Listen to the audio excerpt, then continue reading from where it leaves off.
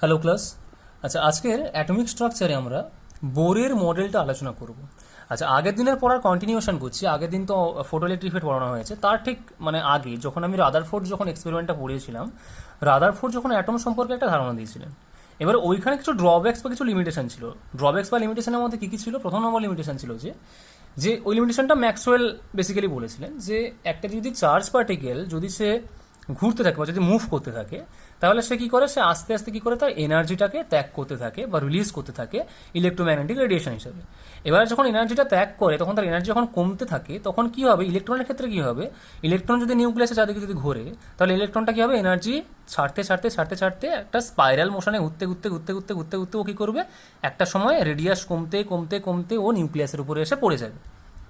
আর নিউক্লিয়াসের উপর যদি ইলেকট্রন এসে পড়ে যায়, তাহলে কি অ্যাটমের স্টেবিলিটিটাই নষ্ট হয়ে গেল, মানে অ্যাটমটাই তাহলে আর এক্সিস্ট করবে না। তাহলে এই যে ব্যাপারটা ঘটেছিল, মানে এইটা হওয়া উচিত ছিল, কিন্তু রাদারফোর্ড এই জিনিসটাকে ব্যাখ্যা করতে পারেননি, যে তার মডেলে তিনি যে এক্সপ্লেন করেছেন তার মডেল অনুযায়ী কিন্তু এটা হওয়া উচিত ছিল, তাও তো অ্যাটম এক্সিস্ট করছে, তাহলে তিনি এটা এক্সপ্লেন করতে পারেননি। দু নম্বর হচ্ছে কি, যে রাদারফোর্ডের মডেল যখন লোকজন স্টাডি করলেন, তখন দেখলেন যে রাদারফোর্ডের মডেল অনুযায়ী আমরা কন্টিনিউয়াস স্পেকট্রাম, যেটাকে বলা হয় নিরবিচ্ছিন্ন বর্ণালী, এটা পাওয়ার কথা ছিল। কন্টিনিউয়াস স্পেকট্রাম বা নিরবিচ্ছিন্ন বর্ণালী পাওয়ার কথা ছিল, কিন্তু পরে টেস্ট করে দেখা গেল যে অ্যাটম থেকে ডিসক্রিট স্পেকট্রাম বা রেখা বর্ণালী পাওয়া যাচ্ছে। কি? ডিসক্রিট স্পেকট্রাম বা রেখা বর্ণালী পাওয়া যাচ্ছে। তাহলে এইসব দেখে আমাদের ডেনমার্কের বিজ্ঞানী 1913-তে, মানে 1913-তে বিজ্ঞানী নিলস বোর, তিনি তার কিছু অ্যাটম সম্পর্কে কিছু পস্টুলেটস বা থিওরি দিলেন। তাহলে আজকের খাতা পেন নিয়ে বসে পড়ো, পাশে বইটা নিয়ে বসো, কারণ বই থেকেও কিছু কিছু জিনিসপত্র দেখতে সুবিধা হবে। পস্টুলেটগুলো বইতে বাংলায় লেখা আছে, আমি তো ইংলিশে লেখাবো, বাংলায় বলে দেবো, তাহলে ওইগুলো তোমাদের নোট ডাউন করতে সুবিধা হবে। আর তারপর কি হচ্ছে, মানে কিছু কিছু ক্যালকুলেটার নিয়ে বসে পড়ো, কিছু কিছু ডেরিভেশন আছে করানো হবে, যেটা খুব ইম্পর্টেন্ট। ঠিক আছে, তাহলে এই টপিকের মধ্যে এটা প্রচণ্ড ইম্পর্টেন্ট। আচ্ছা, তাহলে আমি হেডিং করছি Bohr's, BOHR, Bohr's atomic model, বোরের অ্যাটমিক মডেল। আচ্ছা, বোরের অ্যাটমিক মডেলে বোর যেটা প্রথম নম্বর পস্টুলেট বা প্রথম নম্বর থিওরি যেটা তিনি বলেছিলেন, তিনি বলেছিলেন যে যে ইলেকট্রন অ্যাটমের যে নিউক্লিয়াস আছে বা পরমাণুর যে নিউক্লিয়াস আছে, তাকে কেন্দ্র করে একটা নির্দিষ্ট বৃত্তাকার কক্ষপথে ঘুরছে। ঠিক আছে, তাহলে কি আমি এটাকে লিখতে পারি, electron revolves around the nucleus with revolves around the nucleus in a particular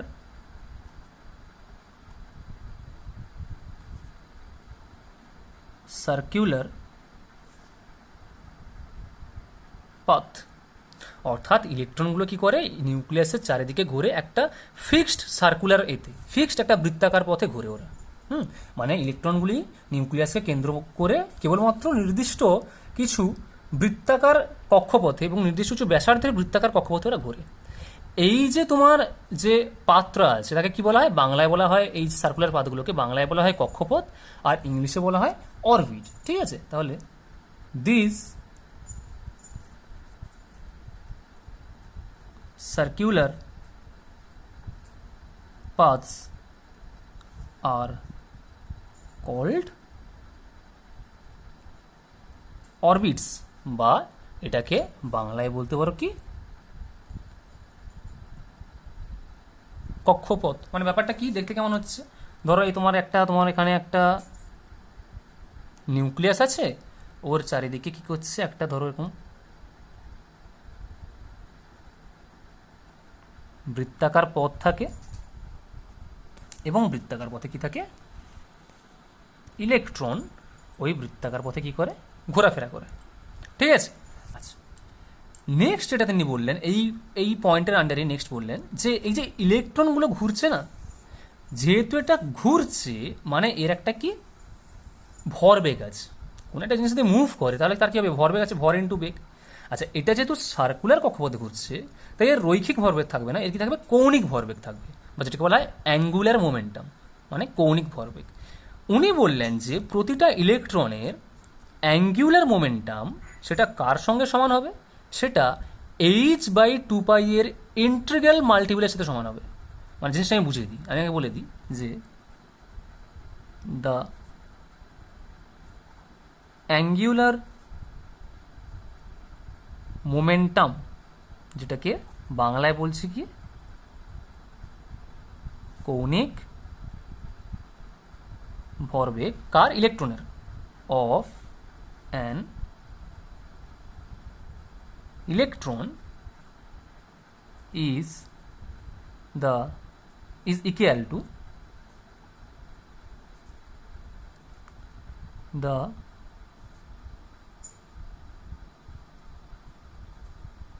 multiple, আচ্ছা কৌণিক ভরবেগ ইলেকট্রনের সেটা কি h/2π এর মাল্টিপল ইন্টিজার্সের সাথে সমান হচ্ছে, is equal to the multiple integral of h/2π। জিনিসটা বুঝতে অসুবিধা হচ্ছে? আচ্ছা, জিনিস কিছুই না, ধরো একটা ইলেকট্রন ঘুরছে, তো তার মানে কি তার কৌণিক ভরবেগ আছে, বলেছে কৌণিক ভরবেগটা কার সঙ্গে সমান হচ্ছে, মাল্টিপল ইন্টিগ্রাল অফ h/2π। এই জিনিসটা কি? আচ্ছা আগে বলতে কৌণিক ভরবেগ জিনিসটা কি, আমি ওটাকে এল দিয়ে লিখলাম, ঠিক আছে, এল দিয়ে লিখলাম। এটা কি? এলটা হচ্ছে কি অ্যাঙ্গুলার মোমেন্টাম, বা বাংলায় লিখে রাখো কি এটা কৌণিক ভরবেগ। এটা কার সাথে সমান হচ্ছে, h/2π এর মাল্টিপল ইন্টিগ্রাল। মাল্টিপল ইন্টিগ্রাল মানে কি h/2π কার সঙ্গে গুণ হয়ে থাকবে, ইন্টিজারের সাথে। কার সাথে? ইন্টিজার, সেটাকে আমি এন দিয়ে লিখলাম। এন সমান কি ইন্টিজার্স, বা এটাকে বাংলায় কি বলা হয় বলো দেখি, পূর্ণ সংখ্যা, লাইক কি 1 2 3 4 5 এটসেট্রা। মানে এন এর মান 1 হতে পারে, 2 হতে পারে, 3 হতে পারে, 4 হতে পারে, 5 হতে পারে। তার সঙ্গেই কি h/2πটা গুণ করলে আমি কি পাবো, মাল্টিপল ইন্টিগ্রাল অফ h/2π। সেটা কার সাথে সমান হবে, অ্যাঙ্গুলার মোমেন্টাম বা কৌণিক ভরবেগের সাথে সমান হবে। ঠিক আছে, আচ্ছা এবারে অ্যাঙ্গুলার মোমেন্টাম জিনিসটা কি একটু জানা দরকার আছে। আচ্ছা অ্যাঙ্গুলার মোমেন্টামটা হচ্ছে, আচ্ছা আগে বলে দিই এনটা যে 1 2 3 4 5 হচ্ছে, এগুলো কি ডিনোট করছে? এনটাকে বলা হয়, এটা জেনে রাখো, প্রিন্সিপাল কোয়ান্টাম নাম্বার। অর্থাৎ এন এর মান যদি 1 হয় তাহলে কি প্রথম নম্বর কক্ষপথকে বোঝানো হচ্ছে, এন এর মান যদি 2 হয় তাহলে কি সেকেন্ড নম্বর কক্ষপথ বোঝানো হচ্ছে, মানে যে কক্ষপথে ইলেকট্রনগুলো ঘুরছে। ধরো এর আরেকটা কক্ষপথ আছে, তার মানে কি এন এর মান যদি 1 হয় তাহলে কি প্রথম নম্বর কক্ষপথ। অর্থাৎ আমি যদি বলি যে প্রথম নম্বর কক্ষপথে যে ইলেকট্রনটা ঘুরছে তার কৌণিক ভরবেগ কত, তাহলে আমি কি লিখবো, এন এর জায়গায় 1 লিখে দেবো। মানে আমি যদি বলি L1 সমান কত, অর্থাৎ L1 মানে কি প্রথম নম্বর কক্ষপথে যে ইলেকট্রনটা ঘুরছে তার কৌণিক ভরবেগ, তাহলে কত হবে, এন এর মান 1 ইন্টু h/2π হয়ে গেল। তাহলে আমি বলি সেকেন্ড নম্বর কক্ষপথ যদি বলে দিই আমি, তাহলে কি L2, সেখানে কি 2h/2π। এরকম 3 নম্বর কক্ষপথে যে ইলেকট্রনের কৌণিক ভরবেগ কত হবে, 3h/2π। তাহলে এটাই হচ্ছে কি মাল্টিপল ইন্টিজার অফ তোমার h/2π। ঠিক আছে, আচ্ছা তাহলে এন যেখানে পূর্ণ সংখ্যা। আচ্ছা এবার একটা জিনিস বলে দিই, তোমরা হচ্ছে এই অ্যাঙ্গুলার মোমেন্টাম সম্পর্কে আইডিয়া নেই, ফিজিক্সে এতদূর হয়তো এগোয়নি, তাও বলে দিই অ্যাঙ্গুলার মোমেন্টাম কি একটা ভেক্টর রাশি, একটা ভেক্টর কোয়ান্টিটি। এটাকে এইভাবে লেখা হয়, এল ভেক্টর ইকুয়াল টু কি R cross P. L vector equal to R cross P, অর্থাৎ angular momentum equal to R cross P. আচ্ছা আরটা কি, আরটা হচ্ছে যে বৃত্তাকার কক্ষপথ যেটা আছে তার রেডিয়াস, এইটা ধরো আর। আচ্ছা এবার দেখো পি মানে কি, এটা কি রৈখিক ভরবেগ, এর ভেক্টর। আচ্ছা এবার বলি ইলেকট্রনটার যদি ইলেকট্রনটার মাস মানে ভর যদি এম হয়, অর্থাৎ এই ইলেকট্রনটার ভর যদি এম হয়, আচ্ছা যদি এর রৈখিক বেগ, অর্থাৎ অ্যাঙ্গুলার ভেলোসিটি কিন্তু আলাদা, আর রৈখিক মানে কি সোজা, অর্থাৎ এভাবে যে ঘুরছে, যদি এটা যদি কোনোভাবে ছিঁড়ে যায়, ধরো আমি একটা দড়ি দিয়ে একটা কিছু একটা ঢিলকে ঘোরাচ্ছি, ঢিলটা যদি ছিঁড়ে যায় তাহলে কি সে সোজা তো বেরিয়ে যাবে, সে তো আর বেঁকে আসবে না। ওই যে সোজা যে বেরিয়ে যাবে, ওই যে মানে এর ঘূর্ণনের যে এই যে সোজা যে দিকটা, যেটা এর সাথে 90 ডিগ্রি অ্যাঙ্গেলে থাকে, এই দিক বরাবর যে বেগটা সেটাকে আমি ভি ধরলাম, আর ইলেকট্রনের ভরটাকে এম ধরলাম, আর ইলেকট্রনের যে রেডিয়াসটা আছে সেটাকে আমি আর ধরলাম। তাহলে এইটা পিটা হচ্ছে কি রৈখিক ভরবেগ, অর্থাৎ পিটা কি, এটা momentum car, momentum of electron. কি মোমেন্টাম, লিনিয়ার বা রৈখিক। ঠিক আছে, এইসব ভিডিও কিন্তু বেসিক্যালি এই জিনিসপত্রগুলো কিন্তু এত ডিটেলসে বলার লোকজন খুব কম আছে, তো খুব ভালো করে এই জিনিসগুলো বুঝে নাও। না বুঝে ওই মুখস্থ L equal to NH by 2 পাই বলে দিয়েছে, বইতে আছে, কোনো টিচার পড়িয়ে দিয়েছে, ওইভাবে কিন্তু করবে না, জিনিসগুলোকে ডিটেলসে বুঝবে। হ্যাঁ, আচ্ছা, এবার কি করে আমি আসছে জিনিসগুলো পরপর, অনেকে ডাইরেক্ট লিখে দেবে MVR equal to NH by 2 pi, আরে এসছে কি করে সেটা তো বোঝাতে হবে। যাই হোক, আচ্ছা দেখো এবারে আরটা কি, আরটা হচ্ছে radius of the circular path, অর্থাৎ যে বৃত্তাকার পথে কিছু একটা ঘুরছে সেই বৃত্তাকার পথের ব্যাসার্ধ বা রেডিয়াস। ঠিক আছে, আচ্ছা তাহলে আমরা পি সমান কি লিখতে পারি, আচ্ছা এটা আর লিখে দিই, আর ক্রস পি সমান কি লিখতে পারি, পি হচ্ছে কি, যেহেতু রৈখিক ভরবেগ, রৈখিক ভরবেগ মানে নর্মাল ভরবেগের এ কি ভর ইন্টু বেগ, তাহলে ভর যদি এম হয়, বেগ যদি ভি হয়, তাহলে এম ইন্টু ভি সমান, আচ্ছা এটা ভেক্টর সাইন, বেগ যেহেতু ভেক্টর রাশি তাহলে ভেক্টর সাইন, তাহলে এম ইন্টু ভি। এবার দেখো তোমরা নিশ্চয়ই ভেক্টর নিশ্চয়ই তো অনেকে নাকি করেছে শুনেছি আমি 11-এ, নিশ্চয়ই পড়েছো এতদিনে। তাহলে ভেক্টরের যদি ক্রস প্রোডাক্ট, এটা কি বলে ক্রস প্রোডাক্ট, এটা কিন্তু ইন্টু না, নর্মাল ইন্টু না, এটা হচ্ছে ক্রস প্রোডাক্ট। ভেক্টরে দুটো জিনিস হয়, একটা ডট প্রোডাক্ট, একটা ক্রস প্রোডাক্ট, এটা হচ্ছে ক্রস প্রোডাক্ট। তাহলে যদি ক্রস প্রোডাক্ট হয় তাহলে এটাকে আমি কীভাবে লিখতে পারবো, মানে আমি যদি এ ক্রস বি যদি লিখি সেটাকে কি লিখতে পারি, এ বি সাইন থিটা, তাই তো। তাহলে যদি আমি আর ক্রস এম ভি লিখি তাহলে কি লিখতে পারি, এটাকে R M V sine theta, বা আমি লিখতে পারি M V R sine theta, একই ব্যাপার। এখন তুমি এই ছবিটাকে লক্ষ্য করো, এইটা হচ্ছে আর ভেক্টর, এইটা হচ্ছে ভি ভেক্টর, ঠিক আছে। আচ্ছা এবারে এই যে সাইন থিটা মানে কোনটা, যে এই অ্যাঙ্গেলটা, দুটো ভেক্টরের মধ্যে অ্যাঙ্গেলটা কত আছে, কত অ্যাঙ্গেল, এটা 90 ডিগ্রি বলেছিলাম, এই অ্যাঙ্গেলটা 90 ডিগ্রি হয় কারণ এর ট্যানজেন্ট বরাবর যায় এইভাবে, এটা 90 ডিগ্রি হবে। তাহলে কি কত আসবে এখানটায়, M V R sign 90 degree, sign 90-এর মান কত 1, তাহলে এটা কি হবে এম ভি আর, অর্থাৎ ভরবেগটা কত হচ্ছে, কি ভরবেগ, অ্যাঙ্গুলার মোমেন্টাম বা কৌণিক ভরবেগ, এটা কি বলা হয় অ্যাঙ্গুলার মোমেন্টাম বা কৌণিক ভরবেগ কত হচ্ছে সেটা এম ভি আর। তাহলে বোঝা গেল কি করে এম ভি আর এসছে, এরকম শুধু ডাইরেক্ট বোর থিওরি অনুযায়ী পরে লিখে দিলাম M V R equal to NH by 2 pi, জিনিসটা খুব বোকা বোকা, ঠিক আছে। তাহলে ইন ডিটেলসে শেখো। আচ্ছা এবার আমি কি বলতে পারি, আমি এখানে কি দেখেছি, L equal to NH by 2 pi, ঠিক আছে। এল এর মান কত পেয়েছি এম ভি আর, তাহলে আমি লিখতে পারি না এটা এখান থেকে M V R equal to NH by 2 pi, এটাকে বক্স করো, ইম্পর্ট্যান্ট বোর থিওরি থেকে, কি M V R equal to NH by 2 pi, ঠিক আছে। তাহলে বোরের প্রথম যে পস্টুলেট ছিল সেখান থেকে আমি কি পেলাম, M V R equal to NH by 2 pi. Clear, page উল্টাই, বোঝা গেছে, ওকে। নেক্সট বোর সেকেন্ড পস্টুলেটে বললো যে যখন এই ইলেকট্রনগুলো এই যে বৃত্তাকার কক্ষপথে যে আবর্তন করে, ঠিক আছে, এই বৃত্তাকার কক্ষপথে আবর্তন করাকালীন ইলেকট্রনগুলো কি করে, এগুলো হচ্ছে কোনো এনার্জি যেমন লুজ করে না, অর্থাৎ কোনো এনার্জি যেমন ছেড়ে দেয় না, তেমন কোনো এনার্জি এরা নেয় না, ঠিক আছে।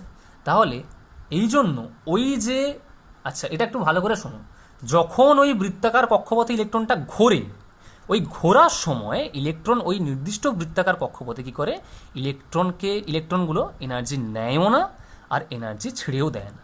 এই জন্য ওই যে নির্দিষ্ট বৃত্তাকার কক্ষপথগুলো, ওগুলোকে বলে কি স্থির শক্তির কক্ষপথ, বা ওগুলোকে বলে কি স্টেশনারি অরবিট বা সুস্থির কক্ষপথ, জিনিসটা বইতেও লেখা আছে, ভালো করে দেখে নিতে পারো, আমি ইংলিশে লিখে দিচ্ছি। বলছে 2 নম্বর আমি করে দিই, বলছে as long as an electron revolves, অর্থাৎ কি ঘোরে, ইন আ পার্টিকুলার অরবিট, অর্থাৎ নির্দিষ্ট কক্ষপথে ইলেকট্রন যতক্ষণ ঘোরে, the electron does not lose or gain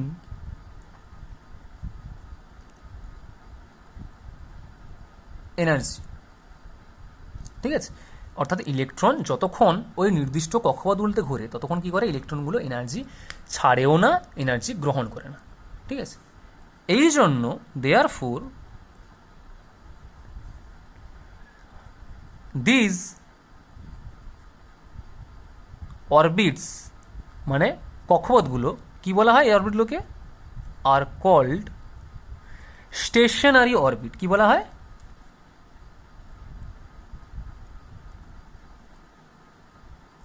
stationery orbit. Stationery দোকান না কিন্তু, স্টেশনারি অরবিট। ঠিক আছে, and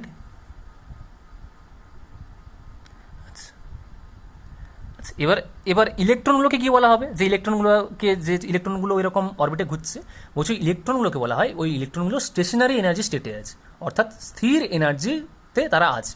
and the electrons are said to be in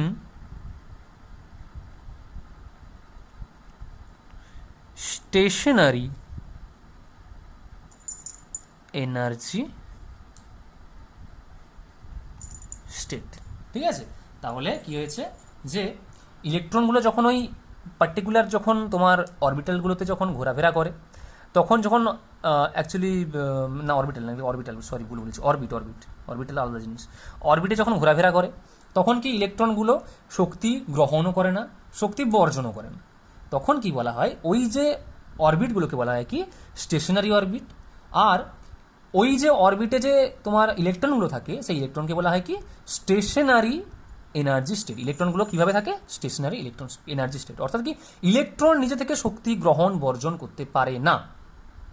ঠিক আছে, আচ্ছা এবার বলছে যে, আচ্ছা এবারে তোমার যে এই যে ইলেকট্রনগুলো আছে, সেই ইলেকট্রনগুলো যে তোমার যত, তোমার ধরো একটা, ধরো তোমার এ আছে, নিউক্লিয়াস আছে, এইখানে নিউক্লিয়াসের চারদিকে অরবিটগুলো এইভাবে আছে, একটা অরবিট, সব সার্কুলার গোলাকার, দুটো অরবিট,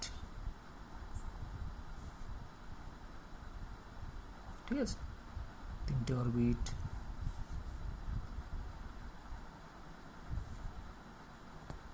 এবারে এই অরবিটগুলোকে কিছু কিছু নাম দেওয়া হয়েছে দূরত্ব অনুসারে।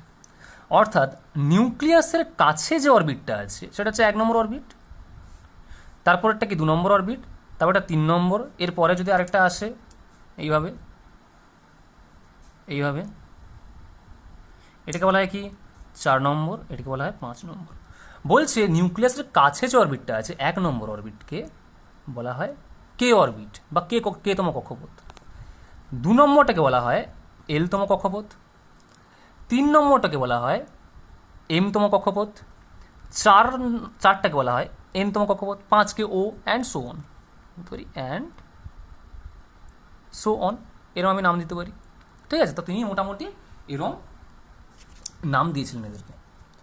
আচ্ছা এবারে নেক্সট যেটা আসছে সেটা হচ্ছে, আচ্ছা এই যে তোমার 1 2 3 4 5 এই যে নাম্বারগুলো, এই নাম্বারগুলো আগে দেখেছি এন এর নাম্বার, তাহলে এই নাম্বারগুলোকে কি বলা হচ্ছিল, এই নাম্বারগুলোকে বলা হচ্ছিল প্রিন্সিপাল কোয়ান্টাম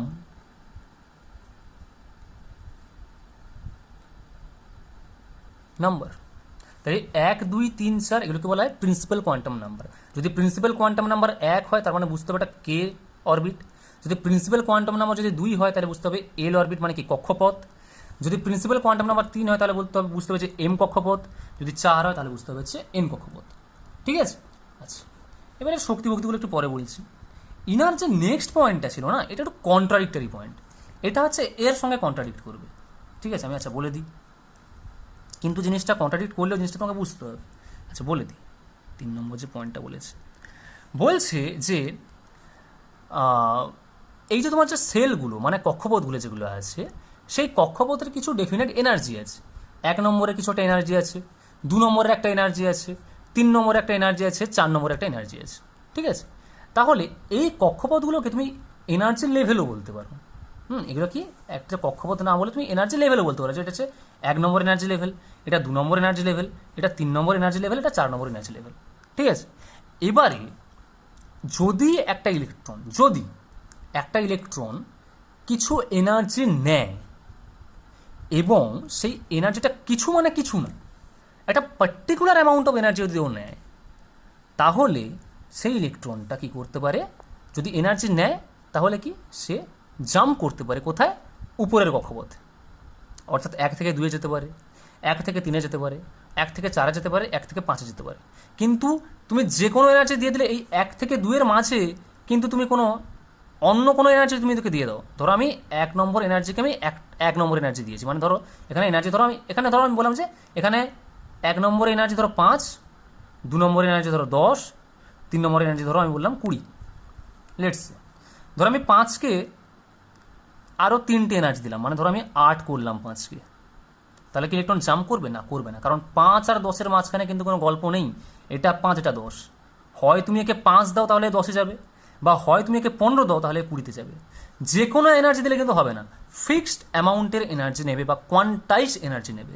কি ফিক্সড অ্যামাউন্টের এনার্জি বা কোয়ান্টাইজ এনার্জি যদি ওই ইলেকট্রনটা পায়, তখন কি হবে, ও তার অন্যান্য শক্তি স্তরে কি করবে, জাম্প করতে পারবে। এখানে যদি ইলেকট্রন থাকে সেখানে যেতে পারবে, এখানে যেতে পারবে, এখানে যেতে পারবে। কীরকমভাবে? ফিক্সড অ্যামাউন্টের এনার্জি নেবে। আচ্ছা, এবারে এই পয়েন্টটা একটু বলে দিই। আচ্ছা, আমি বলে দিই, এটা লিখে দিই, একটু লিখে নাও যে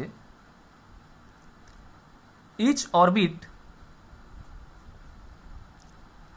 অর যেটা বলা হয় সেল বলা হয়, বা কক্ষপথ, অরবিট বা সেল যেটা বলতো, shell is associated with a definite definite amount of energy বা এনার্জি লেভেল, আমি বলে দিই এনার্জি লেভেল না, ঠিক আছে, definite amount of energy। ঠিক আছে? Hence these are also called, কি বলা হয় এদেরকে, এনার্জি লেভেলস। অর্থাৎ যেহেতু ওই কক্ষপথগুলোর কীভাবে এনার্জি আছে, একটা ডেফিনেট এনার্জি আছে, একটা পার্টিকুলার এনার্জি আছে, তাদেরকে আমি কক্ষপথগুলোকে এনার্জি লেভেলও বলতে পারি। আচ্ছা, এবার ইলেকট্রনের গল্পটা বলি। বলছে অ্যান ইলেকট্রন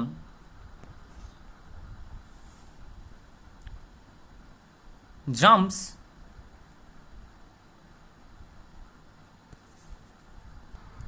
আচ্ছা, একটা ইলেকট্রন জাম্প করে, an electron jumps from a higher energy to a lower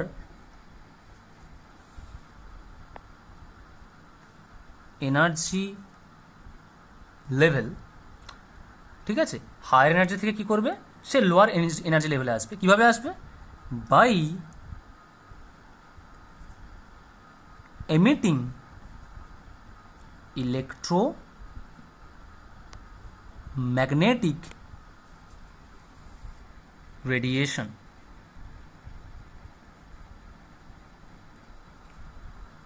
as energy। ঠিক আছে? তাহলে কি হলো ব্যাপারটা? বলছে ধরো কিছুই না, ইংলিশটা কি আছে, কি বলছে যে ইচ অরবিটাল অর সেল মানে প্রতিটা কক্ষপথের is associated with a definite amount of energy. প্রতিটা কক্ষপথের কি আছে? একটা নির্দিষ্ট এনার্জি আছে বা শক্তি আছে, তাই তো? এবারে বলছে এই যে energy, hence these are also called energy levels, মানে অর্থাৎ এদেরকে এই জন্য এনার্জি লেভেলও বলা যেতে পারে। এই কক্ষপথগুলোকে কি বলা যেতে পারে? এনার্জি লেভেল বা শক্তি স্তর, শক্তি স্তর বা এনার্জি লেভেল বলতে পারো। এবার বলছে একটা electron jumps from a higher energy to lower energy level, অর্থাৎ একটা হায়ার এনার্জি লেভেল থেকে, অর্থাৎ একটা হায়ার এনার্জিওয়ালা কক্ষপথ থেকে যখন সে এক জাম্প করে একটা লোয়ার এনার্জিওয়ালা কক্ষপথে আসবে, তখন কি করে? সে কিছুটা এনার্জি ছেড়ে দেয়, বা ও কী করে, যদি কেউ লোয়ার এনার্জি লেভেল থেকে যদি হায়ার এনার্জি লেভেলে যায়, তাহলে কী করবো? এনার্জিটা গ্রহণ করবে, তাই তো? আচ্ছা দেখো, পার্টিকুলার অ্যামাউন্ট অফ এনার্জি, ঠিক আছে, an electron jumps from a higher energy level to lower energy level by emitting electromagnetic radiation as energy. আচ্ছা দেখো, ধরো তোমার এখানে একটা নিউক্লিয়াস আছে,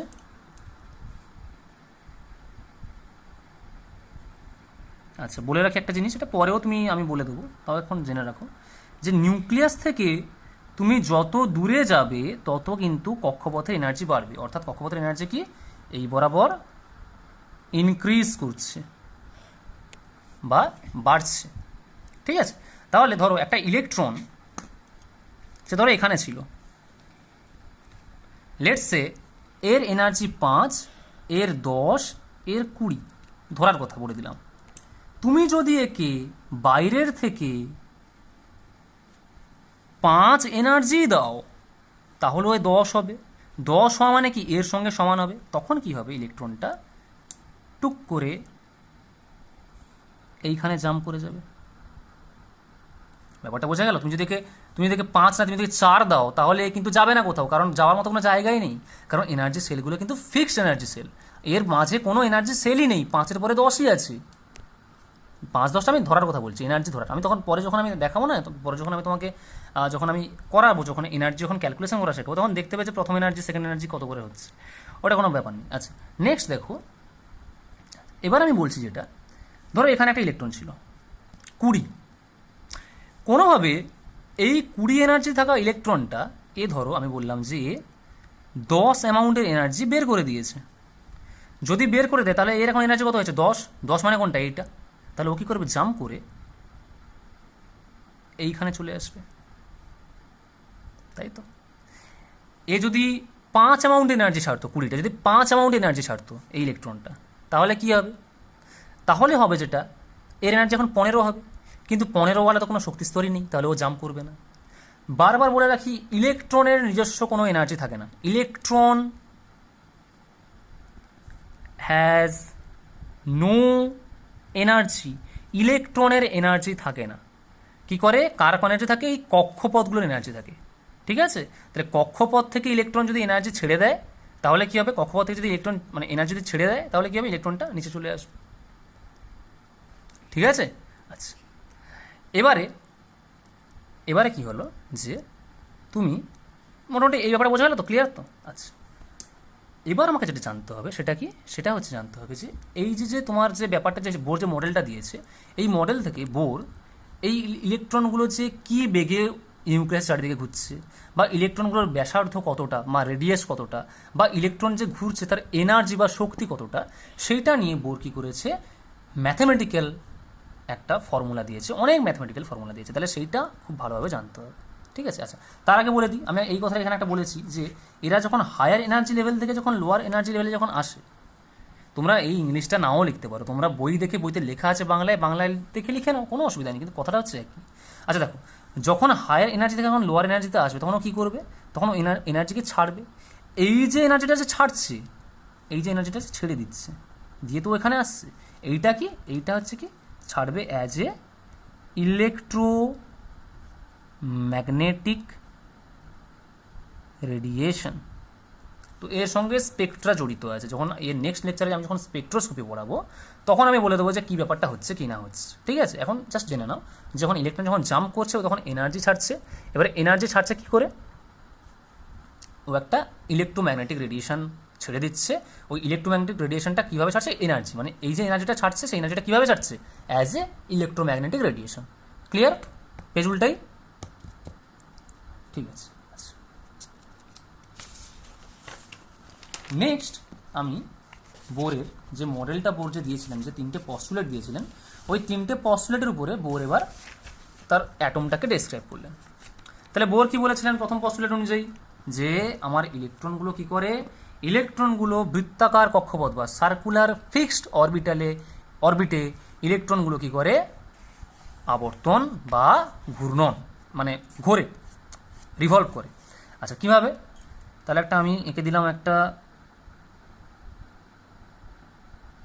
নিউক্লিয়াস, তার চারিদিকে আমি গোল করে এঁকে দিলাম একটা কক্ষপথ, বা যাকে আমি কি বলছি, অরবিট। সেই অরবিটে একটা সুন্দর ইলেকট্রন ঘুরছে, এটা ইলেকট্রন, তাই তো? ঘটনাটা এটাই হচ্ছে যে আমার এখানে একটা ম্যাসিভ কিছু একটা আছে, যেটা হচ্ছে নিউক্লিয়াস, তার চারদিকে তাকে কেন্দ্র করে একটা সার্কুলার অরবিটে, পার্টিকুলার রেডিয়াসের একটা সার্কুলার অরবিটে একটা ইলেকট্রন ঘুরছে। যে রেডিয়াসটা কত, এই যে রেডিয়াসটা, এটাকে বলছি আমি আর, তাই তো? এই রেডিয়াসটা হচ্ছে আর। ফিজিক্স কাজে লাগাবো এবার, কমপ্লিট ফিজিক্স। ইলেকট্রনটা ঘুরছে, তার মানে কি তার কৌণিক ভরবেগ আছে বলেছি। আচ্ছা, তুমি দড়িতে যদি কোনো একটা জিনিসকে ঘোরাও, তাহলে ওই যে যে ঢিলটা তুমি যে ঘোরাচ্ছ, ঢিলের বেগের অভিমুখ কোন দিকে থাকে? বেগের অভিমুখ থাকে কি, তুমি তোমার দড়িটা যেদিকে আছে তার ঠিক লম্ব হবে। অর্থাৎ কি, তুমি যদি এরকম যদি কোনো একটা জিনিসকে ঘোরাচ্ছ, সেই জিনিসটা যদি কোনোভাবে ছিঁড়ে যায়, তাহলে কি হবে? দড়িটা যদি মাঝখান থেকে যদি ছিঁড়ে যায়, তাহলে কি ওই ঢিলটা সোজা ছিটকে বেরিয়ে যাবে না? তাহলে অভিমুখটা কোন দিকে ছিল? সোজা ছিল। কার সোজা আর কার লম্ব ছিল? এর লম্ব ছিল। যেই দড়িটা আছে তার ঠিক লম্ব হবে সোজাসুজি। অর্থাৎ এই দিকে একটা বেগ আছে, মানে ঠিক এর সাথে 90 ডিগ্রি অ্যাঙ্গেলে এই দিকে একটা বেগের অভিমুখ আছে, এটা আমি ভি ধরলাম। এটা কি? এটা হচ্ছে ইলেকট্রনের বেগ।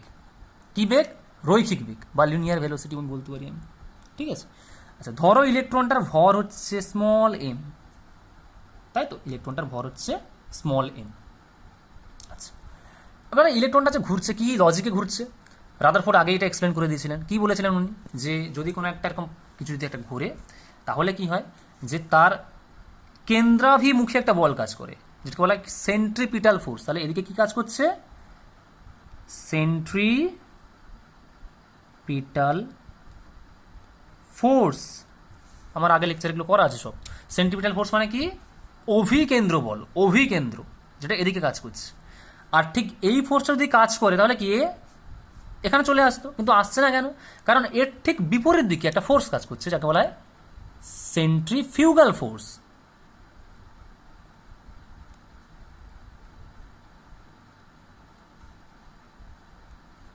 Centrifugal force. তাহলে এই ফোর্সটা সমান হচ্ছে বলে ইলেকট্রনটা বা কোনো একটা বস্তু বা কোনো একটা, ধরো একটা ইলেকট্রন, সে কি করছে, এই আর রেডিয়াসের কক্ষপথে কিন্তু এভাবে ঘুরতে পারছে। না হলে এদিকে চলে আসবো, ওদিকে চলে যেত। দুটো ফোর্সকে সমান হতে হবে। তাহলে কি এই দুটো ফোর্স। আচ্ছা, এবার চিন্তা করো তো, এটা তো একটা নিউক্লিয়াস। আমি ধরলাম এই নিউক্লিয়াসে জেড সংখ্যক প্রোটন আছে। জেড কত সংখ্যক প্রোটন আছে? জেড সংখ্যক প্রোটন আছে। আচ্ছা, এবারে জেড সংখ্যক প্রোটনের আমি যদি বলি যে এই নিউক্লিয়াসের চার্জ কত, তাহলে আমি জানি ইলেকট্রনের চার্জ আর প্রোটনের চার্জ একই, তাই তো? 1.602 ইন্টু 10⁻⁻19 কুলম। এটা যদি মাইনাস সাইন হয় সেটা হচ্ছে ইলেকট্রনের চার্জ, এটা যদি প্লাস সাইন হয় সেটা হচ্ছে প্রোটনের চার্জ। মানে সাইনটাই ডিপেন্ড করবে। তাহলে আমি ধরি প্রতিটা প্রোটনের চার্জ হচ্ছে ই, মানে ইলেকট্রনের চার্জের সাথে সমান। ইটা কি? যে চার্জ অফ ইচ প্রোটন, প্রতিটা প্রোটনের চার্জ যেহেতু ইলেকট্রনের চার্জের সঙ্গে সমান, তাই আমি প্রোটনের চার্জকে ই ধরছি। তাহলে এখানে যদি জেড সংখ্যক যদি প্রোটন থাকে, প্রতিটার চার্জ যদি ই হয়, তাহলে টোটাল নিউক্লিয়াসের চার্জ কত হবে? Z E. ইলেকট্রনের চার্জ কত? ই। আচ্ছা, এবার আমি প্রথমে এই যে সেন্ট্রিপিটাল ফোর্সটা না, যেটা এই দিকে কাজ করছে, এই ফোর্সটাকে আমি দেখি, মানে যেটাকে আমি কুলম্বিক ফোর্সও বলতে পারি। এই সেন্ট্রিপিটাল ফোর্সটা কিন্তু কুলম্বিক ফোর্স, কারণ দেখো এখানে একটা চার্জ আছে, এখানে একটা চার্জ আছে, দুটোর মধ্যে আকর্ষণ হচ্ছে। তাহলে আমি লিখে দিই সেন্ট্রিপিটাল ফোর্স, যেটাকে আমি লিখে দিই লেটস সে এফসি। সেটা কি? সেটা অ্যাকচুয়ালি কুলম্বিক ফোর্স। সি মানে কি? কুলম্বিক ফোর্স। কুলম্বিক ফোর্স। কুলম্বিক ফোর্স কি ছিল? ধরো একটা Q1 চার্জ আছে, একটা Q2 চার্জ আছে, দুটোর মধ্যে ডিস্টেন্স ধরো r, তাহলে কি হবে এই দুটোর মধ্যে যে কুলম্বিক ফোর্স এফসির মান কত হবে? Q1 Q2 by r square. In case of CGS SI হলে কি হবে? 1/4 pi epsilon nought Q1 Q2 by r square. আমি আজকে যা করাবো সব সিজিএসে করাবো, তোমাদের হোম টাস্ক থাকবে তোমরা এটাকে এসআইতে করো, ঠিক আছে? আচ্ছা, আমি সব সিজিএসে করাবো। এটা কি? এটা হচ্ছে কুলম্বিক ফোর্স। তাহলে এখানে Q1 কোনটা? যে কোনো একটা নাও, এই একটা আধান আছে, ধরো এই একটা আধান আর এই একটা আধান, তো আমি জেডি, তাহলে জেডি। আচ্ছা, ইনটু Q2 কোনটা? এই একটা আধান, ই। ডিস্টেন্স কত? আর, মানে আর স্কোয়ার, অর্থাৎ ইকুয়াল টু লিখতে পারি Z e square by R square. এটা কি? এটা হচ্ছে কুলম্বিক ফোর্স বা সেন্ট্রিপিটাল ফোর্স। একে ব্যালেন্স করে কে আছে? Centrifugal force. তাহলে সেন্ট্রিফিউগাল ফোর্সের মান কত?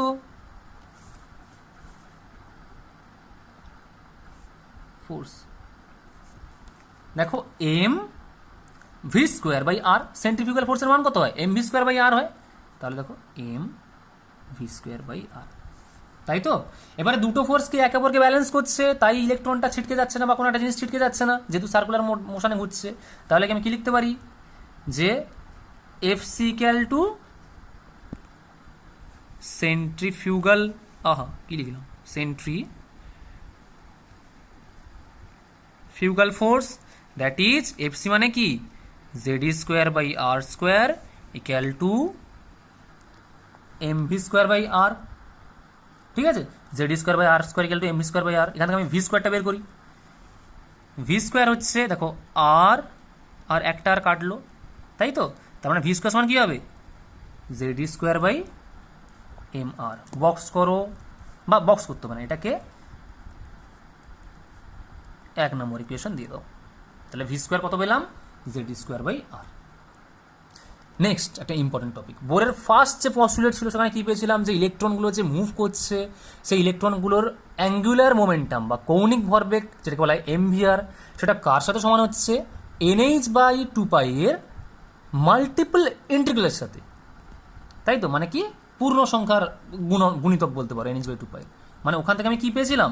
যে এমভিআর সমান NH/2π পেয়েছিলাম। তো এটা কোথা থেকে? বোরের প্রথম এটা থেকে। আচ্ছা, এখান থেকে আমি বলছি, এখান থেকে তুমি ভি কত হচ্ছে বের করো। ভি হচ্ছে দেখো নিচে চলে আসবে, এটা NH/2π mr। এটাকে তুমি করে দাও 2 নম্বর ইকুয়েশন, ঠিক আছে? এবার 1 আর 2 থেকে কী পাবে? আমি বলছি যে ভির মানটা পেয়েছো, ভির মানটা এখানে পুট করে দাও, ঠিক আছে? যে ভির মানটা এখানে পেয়েছো, বা তুমি এখান থেকে এটাকে করতে পারো, একদম ভি স্কোয়ার করে নিতে পারো। আমি এটাকে করে দিচ্ছি প্রথমে, এটাকে আমি ভি স্কোয়ার করে নাও, দুপাশে স্কোয়ার করে দাও। তাহলে কী হবে? ভি স্কোয়ার সমান n square H square by কত হচ্ছে? 4π স্কোয়ার এম স্কোয়ার আর স্কোয়ার। এটাকে করে দাও তুমি 3 নম্বর ইকুয়েশন, ঠিক আছে? তাহলে এটাকে করে দাও তুমি 3 নম্বর ইকুয়েশন। আচ্ছা, এবারে তুমি এই যে 3 নম্বর ইকুয়েশনটা পেয়েছো, আর তুমি যে 1 নম্বর ইকুয়েশনটা পেয়েছো, এইখানে দেখো এখানেও ভি স্কোয়ার আছে, এখানেও ভি স্কোয়ার আছে। আমি বলছি এই 1 আর 3 আমি লিখে দিই এখানটায়। আচ্ছা, এটাকে কি তুলে নিয়েছো? তুলে নাও, এটাকে পজ করে তুলে নাও, পজ করো, দিয়ে তুমি লিখে নাও। আমি পেজটা উল্টে দিচ্ছি। আমি এবার 1 আর 3 ইকুয়েশনটাকে তুলনা করব, উল্টে দিই। ওকে, তাহলে 1 আর 3 ইকুয়েশন থেকে কি পাচ্ছি? দু জায়গায় ভি স্কোয়ার আছে, তাহলে ভি স্কোয়ার দুটোকে আমি সমান করে দিতে পারি। তাহলে কি আমি বলতে পারি? ফ্রম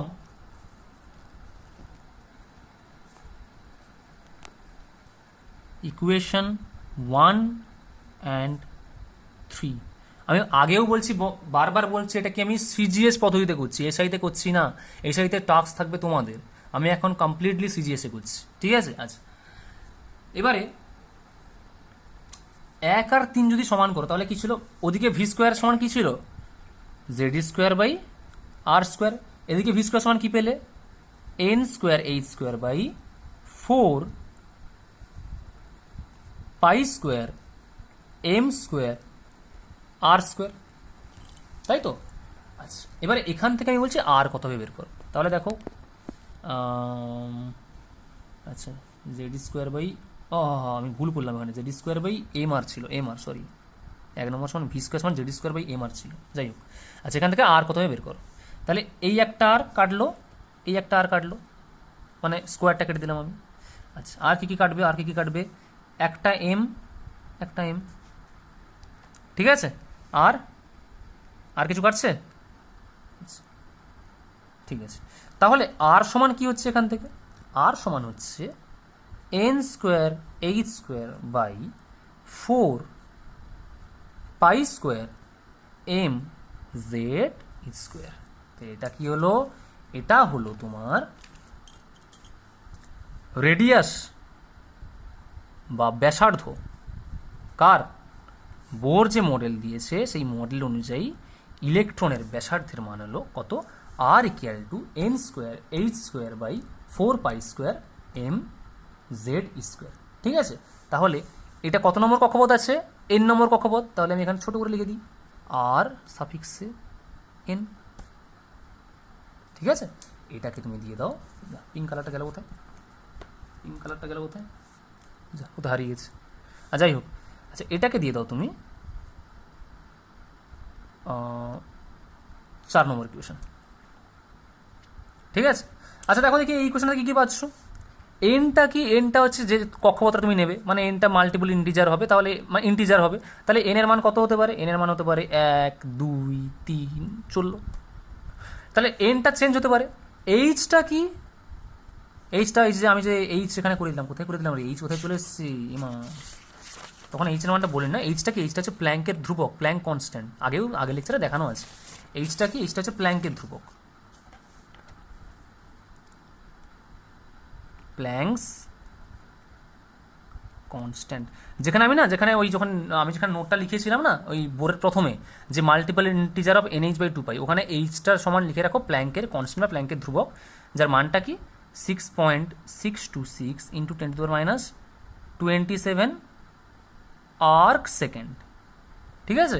তুমি যদি জুলে করো তাহলে কত হবে, 6.626 into 10 to the power minus 34 joule second, clear.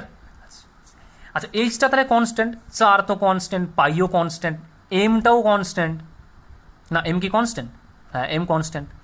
Z কি, জেড হচ্ছে কি তোমার অ্যাটমিক নাম্বার, জেডটা কি ওই যতগুলো সংখ্যক প্রোটন বলেছিলাম না নিউক্লিয়াসে, আর যতগুলো সংখ্যক প্রোটন নিউক্লিয়াসে সেটাকে কি বলা হয়, একটা নিউক্লিয়াসে যত সংখ্যক প্রোটন থাকে তাকে ওই অ্যাটমটা কি বলা হয়, অ্যাটমিক নাম্বার, তাহলে বা হচ্ছে তোমার ওই পারমাণবিক ক্রমাঙ্ক বা পরমাণু সংখ্যা, তাহলে অ্যাটমিক নাম্বার বা পারমাণবিক সংখ্যা বা পারমাণবিক ক্রমাঙ্ক, ঠিক আছে, যতগুলো প্রোটন আছে। আচ্ছা তাহলে জেডটা কি, বিভিন্ন অ্যাটমের জন্য বিভিন্ন রকম জেড। ইলেকট্রনের চার্জ, ই মানে কি, এটা হচ্ছে ইলেকট্রনের চার্জ, সেটাও কনস্ট্যান্ট, তাহলে আমি কি লিখতে পারি, আর এন ইজ প্রপোর্শনাল টু, লিখতে পারি না, এন স্কোয়ার বাই জেড, এটা লেখা যায় তো, R N is proportional to N square by N, N square by Z, ঠিক আছে, লেখা যায়। আচ্ছা একটা জিনিস সবসময় মনে রাখো, বোরের যে থিওরিটা, এটা কেবলমাত্র যে সমস্ত অ্যাটমে একটা ইলেকট্রন আছে, কি আমি লিখে দিই এটা, Bohr's theory is applicable only for, কার ক্ষেত্রে, যার একটা ইলেকট্রন আছে, ওয়ান ইলেকট্রন সিস্টেম, লাইক কে হাইড্রোজেনের একটা ইলেকট্রন আছে, আচ্ছা হিলিয়ামের দুটো থাকে, যদি আমি হিলিয়াম প্লাস করে দিই একটা ইলেকট্রন বেরিয়ে গেল, লিথিয়ামের 3টে থাকে, যদি আমি লিথিয়াম 2 প্লাস করে দিই অ্যান্ড সো অন, তাহলে এটাও একটা ইলেকট্রন আছে, এরও একটা ইলেকট্রন আছে, ইলেকট্রন মানে যদি একটা ইলেকট্রন যদি থাকে তখনই বোরের থিওরিটা কার্যকর হবে, ঠিক আছে। আচ্ছা এবারে আমি যে ব্যাসার্ধটা পেয়েছি, ব্যাসার্ধ অনুযায়ী আমি হাইড্রোজেনের প্রথম যে কক্ষপথটা আছে সেই কক্ষপথে ব্যাসার্ধ বের করতে চাইছি, তাহলে কি, যে কোশ্চেন লিখে দিই, যে what is the radius of hydrogen,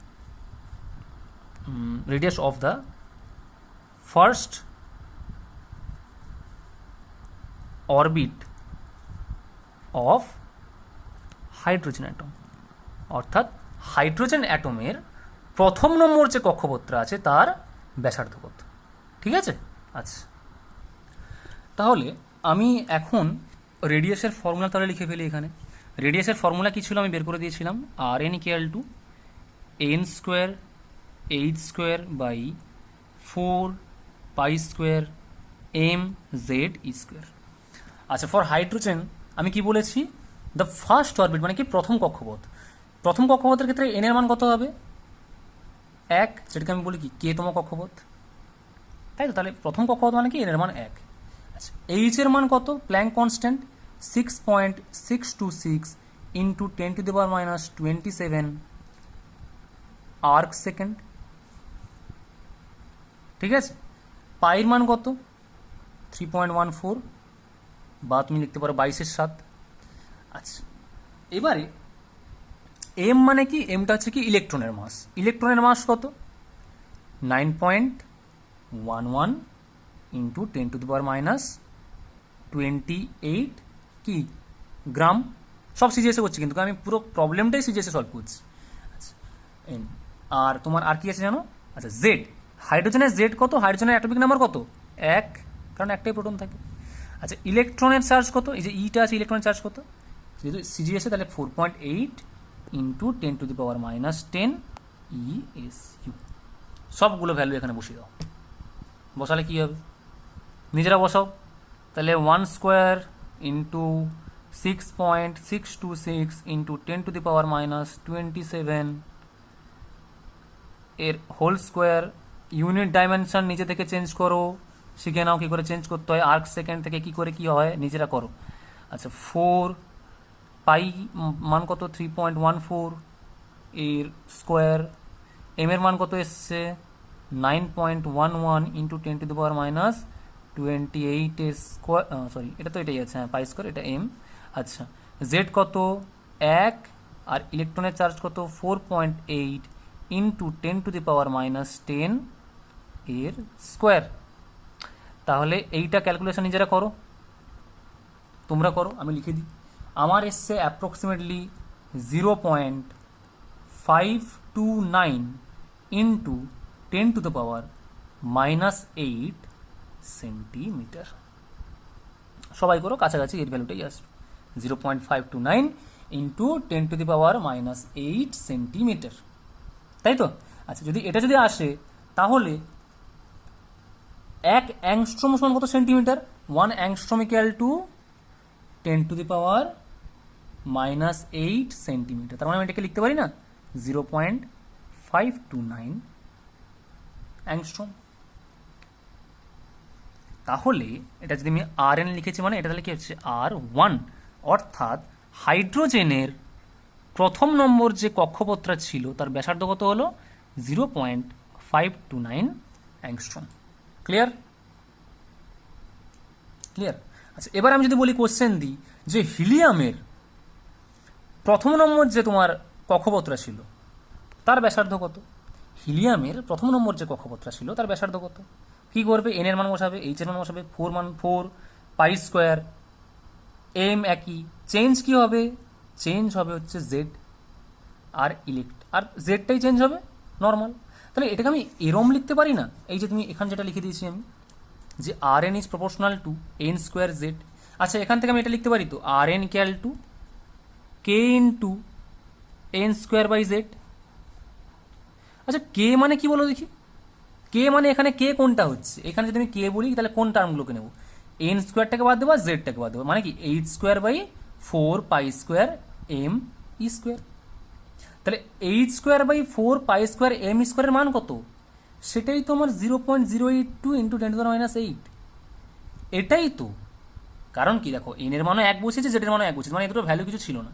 তার মানে আমি এটাকে লিখতে পারি না যে R N equal to 0.529 into N square by Z angstrom. লেখা যায় কি? কারণ এখানে যে তোমার কনস্ট্যান্ট যে কেটা আমি যে দেখালাম, সে কে এর ভ্যালুটা কত? কে এর ভ্যালুটাই তো হচ্ছে এটা। আমি যখন হাইড্রোজেনের প্রথম যখন করলাম তখন কি আমি এন এর ভ্যালু 1 বসিয়েছি, জেড এর ভ্যালু 1, মানে অ্যাজ এগুলো নেই। যদি না থাকে তাহলে কি ছিল? তাহলে শুধুমাত্র এই টার্মটা ছিল h square by 4 pi square m e square, এটাই তো কে। সেই কে এর ভ্যালু কত বেরিয়েছে? এটাই বেরিয়েছে, কারণ বাকিগুলো সব এক এক করেছিল। তাহলে মানে কি, কে এর জায়গায় আমি এটা লিখতে পারি, এই অ্যাংস্ট্রম লিখতে পারি।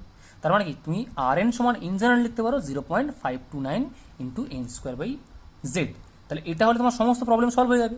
আমি যদি এবার যদি কোয়েশ্চেন দিই যে হিলিয়ামের, হোমওয়ার্ক লেখো, হোমওয়ার্ক আমি বের করতে বলছি। আচ্ছা হিলিয়াম ছাড়া আমি বলছি লিথিয়াম প্লাস প্লাসের ফার্স্ট অরবিটের রেডিয়াস কত? হোমওয়ার্ক কি থাকলো? যে লিথিয়াম প্লাস প্লাস অ্যাটমটার প্রথম যে কক্ষপথ ছিল, সেই প্রথম কক্ষপথের যে ইলেকট্রন, মানে প্রথম যে কক্ষপথটা, সেই প্রথম কক্ষপথের ব্যাসার্ধ কত? তাহলে এটা কি? এটা হচ্ছে হোমওয়ার্ক, এটা মাস্ট করে ফেলবে। ক্লিয়ার? বোঝা গেল? আচ্ছা, তাহলে হাইড্রোজেনের প্রথম কক্ষপথের ব্যাসার্ধ কত? 0.59 অ্যাংস্ট্রম। আর আমি দিয়েছি এখন লিথিয়াম প্লাস প্লাসের কত হবে। ক্লিয়ার? উল্টাই। ওকে,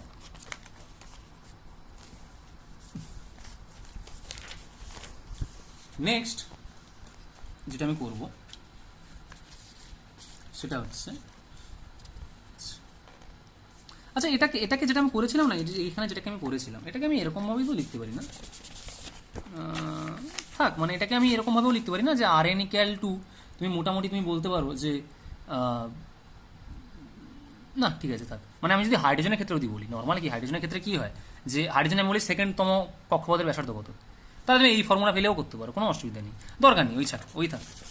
আচ্ছা, নেক্সট আসছি আমি, অনেক রকম ফর্মুলা বইতেও দেখো দেওয়া আছে। আর এন ইকুয়াল টু একটা দেওয়া আছে না, যে R1 ইন্টু এন স্কোয়ার, কেন দেওয়া আছে? ওটা যে কোনো হাইড্রোজেনের কক্ষপথের ব্যাসার্ধ বের করার জন্য, কারণ জেডের মান তো সবসময় এক হয়ে যাচ্ছে, তাই নিচে জেডটাকে ওরা অমিট করে দিচ্ছে, R1 ইন্টু এন স্কোয়ার, মানে প্রথম নম্বর কক্ষপথ ইন্টু তার সাথে এন স্কোয়ার, মানে তোমার যে বাকি তুমি কক্ষপথগুলো নেবে তার স্কোয়ার। আচ্ছা, নেক্সট আমি করছি যেটা, এবার আমি বের করবো কি, ভেলোসিটি বের করব। Velocity car? Velocity of electron. কি করবো? আচ্ছা, 2 নম্বর ইকুয়েশন অনুযায়ী দেখো, 2 নম্বর ইকুয়েশন কি ছিল? ভি ইকুয়াল টু কি ছিল? N h by 2 pi M r. Clear? 2 নম্বর ইকুয়েশনটা দেখো, এটা হচ্ছে 2 নম্বর ইকুয়েশন ছিল। এখান থেকে আচ্ছা আর কি ছিল, যে আর এর মান কত পেয়েছিলাম? আর এর মান এক্ষুনি পেলাম, কত পেয়েছিলাম?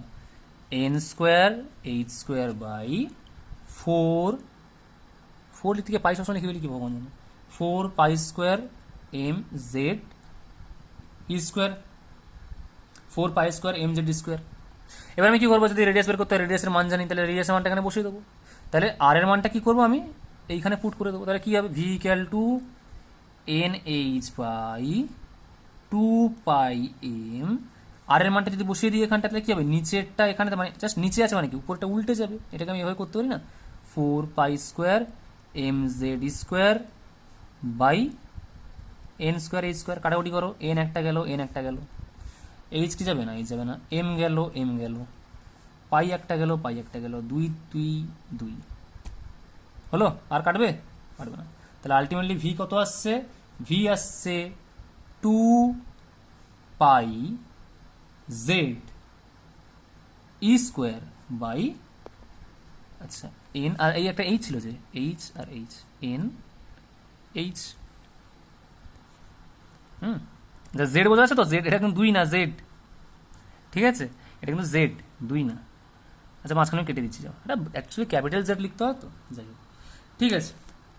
আচ্ছা, তাহলে এটা কি হলো? এটা অ্যাকচুয়ালি কি এন তম কক্ষপথের না, এগুলো হচ্ছে ভি এন, আমি লিখে দিই ভি এন, ভি এন, এটা হচ্ছে ভি এন। তাহলে কি ভেলোসিটি বেরিয়ে গেল, বা গতিবেগ, বা মানে বেগ বেরিয়ে গেল। তাহলে ইলেকট্রনের বেগ কত হলো? ভি এন সমান 2 pi Z square by N H. কি প্রসেসে? সিজিএস প্রসেসে। তাহলে এটা আমি দিয়ে দিই, এক্সকিউজ মি, 5 নম্বর ইকুয়েশন। ঠিক আছে, বাস। এবার আমি যদি বলি যে এই ইকুয়েশন দিয়ে তুমি হাইড্রোজেনের প্রথম কক্ষের গতিবেগ বের করো, করি। তাহলে আমি কোয়েশ্চেন লিখে দিই যে find out the velocity of the electron in the first orbit of hydrogen atom. তাহলে হাইড্রোজেনের অ্যাটমের প্রথম যে অরবিটটা ছিল সেই অরবিটের ইলেকট্রনের আমি বলি যে বেগ বের করো। কী করে করবে, মানে v1। আচ্ছা, হাইড্রোজেনের ক্ষেত্রে কি z1, যেহেতু প্রথম কক্ষপথ ফার্স্ট অরবিট বা প্রথম কক্ষপথ, তাহলে n = 1, তাহলে z = 1, n = 1। z মানে কি, ওই অ্যাটমিক নাম্বার, পারমাণবিক ক্রমাঙ্ক 1, n = 1। তাহলে কি আসবে ultimately 2 pi e square by H.